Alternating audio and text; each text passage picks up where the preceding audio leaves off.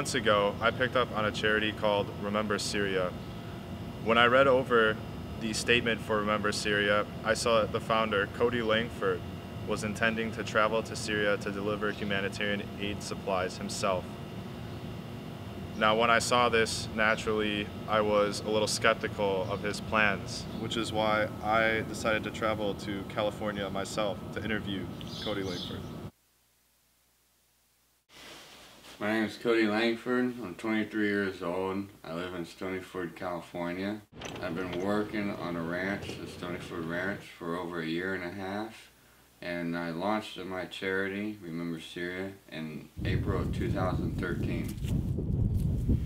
When the protests in Syria started in 2011, I began seeing videos being uploaded online. I was so tired of watching the videos of Syrian suffering day in and day out, which led me to start participating in a more physical manner. How many boxes has your charity sent out to Syria so far?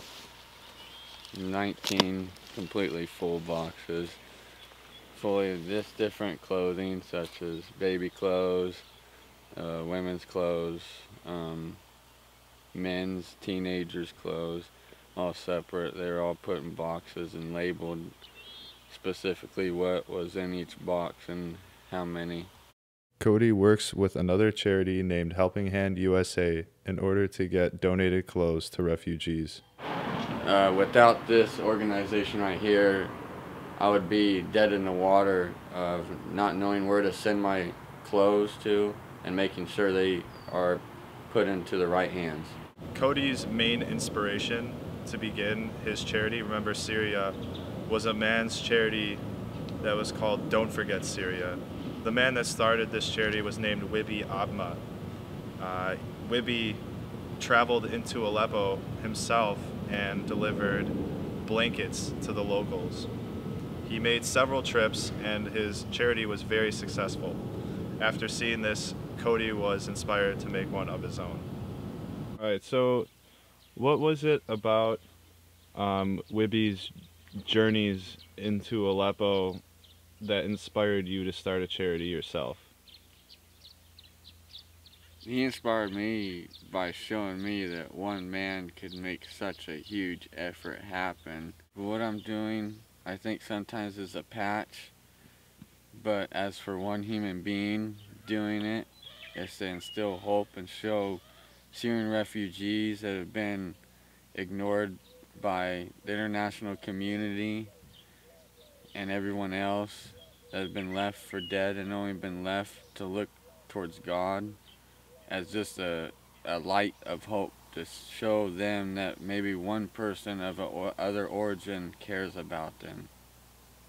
The media portrays activists who do this type of work as war tourists or thrill seekers, and this is not the case. In terms of humanitarian aid missions, people do desperately want to help these people, and when they do try to do this, the media will often portray them in a very negative light. I don't think that we should be castigated for what we do. I think we should be embraced by the West. I think that people do see us in the Middle East as people who are trying to help and make things better. But I think it's up to the West to understand that people like us really do care about what's happening overseas. Although, of course, it is very difficult because at this point, no survivors are being found. We do know that the search is continuing overnight, and we do know that more bodies have been found, as you